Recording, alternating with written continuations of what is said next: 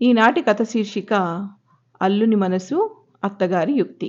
చీపురుపల్లి గ్రామంలో సూరిశాస్త్రి అని ఒక బ్రాహ్మణుడు ఉండేవాడు. ఆయన భార్య పేరు సోదెమ్మ, కూతురు పేరు వేదమ్మ.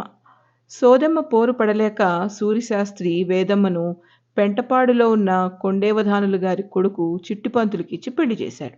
కూతురు కొంచెమంతైనా ఎదక్కపూర్వమే పెళ్ళి పెళ్ళి అని సోదెమ్మ తొందరపడడానికి కారణం లేకపోలేదు.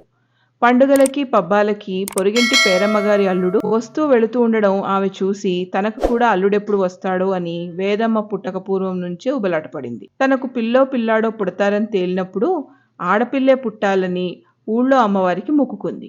మొక్కుకున్నట్లే వేదమ్మ పుట్టింది. పుట్టాక 5వ ఏట వేదమ్మకి పెళ్లి చేశారు. పెళ్లి చేసిన వెంటనే సంక్రాంతి పండుగ వచ్చింది. పండుగకి చిట్టిపంతులు అత్తారింటికి వచ్చాడు. వేదమ్మకి 5 ఏళ్లయితే చిట్టిగాడికి